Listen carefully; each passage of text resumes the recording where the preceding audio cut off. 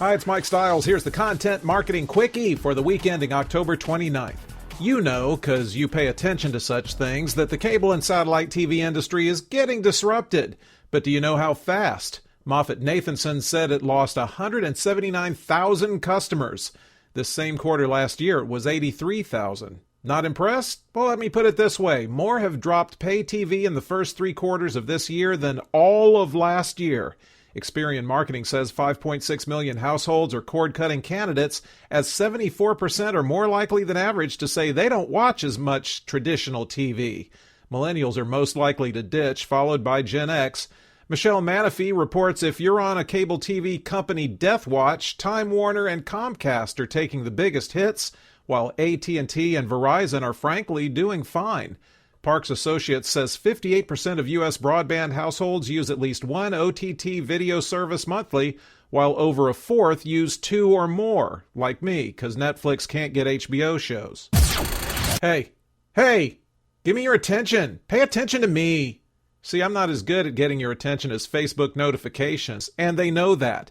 That's why they're trying to do more things with it. Now the notifications tab will tell you more than somebody liked or commented on your post. It'll offer up local news, events, weather, movie times, dinner recommendations, stuff like that. Stuff like, Google Now does. Of course, Google Now gets info from all over the place, while Facebook is sticking with its own data. In fact, that's kind of the point. It offers up more information than most people take the time to hunt down. So now the approach is to buzz and vibrate you into looking at it. But as they're expanding it, the question that immediately leaps to my mind is how long before Facebook puts ads in notifications? First we had ads, then we had ad blockers. So it's only natural we're now hearing about ad blockers. Well, it doesn't really block ad blockers, it just works ads around it. It's Bright Cove that's doing this as part of Bright Cove Lift, the platform that tries to get the most revenue bang out of marketers' video ads. No shock they're doing this. More millennials are watching videos on mobile, and they love ad blockers. So what you want to know is, how does it work? And VentureBeat's Mark Sullivan tells us. They give an HTML5 video player where videos and client ads play in the mobile or desktop browser. The ads get stitched into video streams in the cloud, so it's harder to find them and block. Bonus for the viewer, buffering time between the video and ads is lowered. eMarketer analyst Paul Verna says, that's nice, but ultimately the best way to discourage people from using ad blockers is to deliver a top-notch experience. Come on, that's heresy, Paul. If you've been sitting around with your arms crossed, determined not to be the first brand getting serious about podcasting, you can relax now. Coca-Cola has once again taken the leading position away from you. Janine Poggi of Ad Age says they're launching the first big podcasting deal with iHeartMedia's brand content division, Soundboard. You know iHeart, they used to be Clear Channel, as in the biggest radio company there is. The teen-targeted iHeartRadio First Taste Fridays with Coca-Cola will be a source for first tastes of the hottest new music and behind-the-scenes artist interviews. iHeart CMO Gail Troberman says the problem with a lot of branded content is reach. Well, guess what? The Coke podcast can not only be discovered on iHeartRadio's site and app, parts of it will air on the company's good old radio stations. Joe Belliati is Coke's head of global music marketing and says, we've done so much storytelling across print, TV, digital, and social, now we're trying to bring that to radio. Plus, radio still gives away concert tickets, so there's that. Not that you're interested in jobs or money, but Diane Domeyer of the Creative Group tells us what's hot and what's cooling off in the content marketing job market. Almost half of companies have an executive for content marketing, so yeah, they're looking for people like you content strategists, SEO, SEM specialists, and web content writers. Skyward's Andrea Lair says Fractal and Moe's teamed up for a study and found the following. T-shaped marketers are needed. That means you've got a surface-level knowledge of several skills and a deep specialty in a couple. You need a background in social. It's number 10 on Indeed's list of top job trends. Social still dominates LinkedIn profiles, but content marketing is growing the fastest.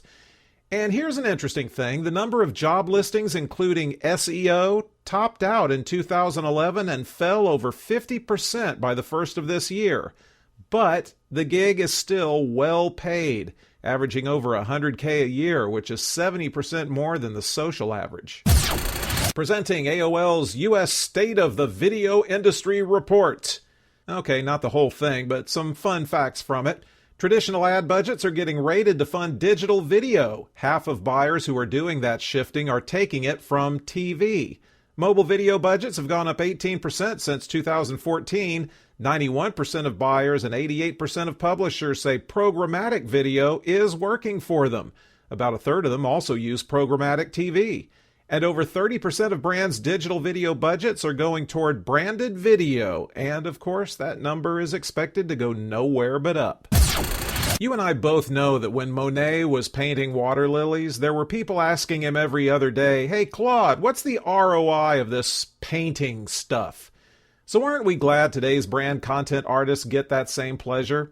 The CMI reports 57% of marketers say measuring content marketing effectiveness is challenge number one. Barb Mosher-Zink writes in Diginomica, effectiveness is different from ROI, but Jay Baer and Curata's Pawan Deshpande calls out 6 different kinds of metrics: consumption, sharing, lead gen, sales, engagement, and retention. So let's drill down to the metrics you should be tracking for just one of those, engagement. They're bounce rate, comments, total shares, average session length, time on site, subscriptions, unsubscribes, registrations, and sentiment. You're not going to remember those. That's why I make the transcript available. Oh, sure, new features and functionalities could be added to the main Instagram app, but then Facebook wouldn't be able to eat up as much of your mobile home screen as humanly possible. So here comes an Instagram standalone called Boomerang that offers, well, to be honest, it offers what already comes on your new iPhone: live photos. You can make and share 1-second video clips because, hey, who's got time for those lengthy Vine videos? You throw your boomerang and it stitches a burst of photos together into your clip and auto-saves it to your camera roll. You don't even have to be logged into Instagram to do it. And if you're not jacked up about that yet, these 1-second videos can be played backward and forward. So if you do both, that's 2 seconds of viewing time. Since they had them there as judges at the Drum Content Awards, the Drum asked a few people what the big areas are to watch in content marketing, and for the most part, 2 things were called out. Say it with me: data and video. Vicki Chowney, Director of Content Strategies at Hill & Knowlton, says when brands and businesses use data properly, it can create truly interactive, personalized experiences that significantly give them the advantage. Anna Watkins, Managing Director of Guardian Labs, added, "There's a huge amount of enthusiasm and appetite for content marketing. However, we're lagging behind in terms of effective ROI models and the use of data." The Drum's Jillian West says Mashable spoke up for video. Their EMEA Executive Director Ben Marr says, "If they've only got time to consume a video, we have to make sure that video is there and in a format that fits." Do you have a newsletter? I don't. In fact, social reading service Nuzzle estimates over 90% of influencers and potential influencers don't. Why not? Well, as for me, I have 0 time because this podcast takes well over a minute to do. So Nuzzle is adding a newsletter platform that lets the robots gather up 5 of the most popular articles in your network, lets you add a short message, then emails it to your subscribers every morning. CEO Jonathan Abrams says adding that automation may inspire people who probably should start a newsletter to finally pull the trigger and do it. Yeah, it's automation, but letting publishers add that intro to subscribers is meant to balance that out with at least a small personal message. Nuzzle's social product looks through your social feeds and shows you the articles your friends shared. Man, Twitter likes mobile, and well, they should. They say almost 9 out of every 10 ad dollars they got from mobile devices. Pretty much everything they make comes from advertising. And you might say to yourself, what other than advertising makes them money? Well, they license historical tweet data through GNIP. Now back to those impressive mobile numbers. Back in 2013, when they went public, only 65% of revenues came from mobile. Hey, when something's working, you go with it, which is why Twitter's been focusing on beefing up their ad products of in-feed promoted tweets, promoted trends, and promoted accounts. We now have autoplay video. They expanded their self-serve ad platform to a couple hundred more countries and put new targeting methods and content formats into their Twitter audience platform. I can't believe you're not using Twitter on desktop. Josh Constein reports in TechCrunch, Snapchat continues to sit around over beer and stale Cheetos, thinking up new things that they can offer to make snaps more entertaining and keep people on their platform longer so they can do some ad selling of their own. There are some new filters now called speed modifiers. You shoot your video on Android or iOS, swipe sideways, and you can add slow motion, fast forward, or rewind effects. Things look funnier in fast forward.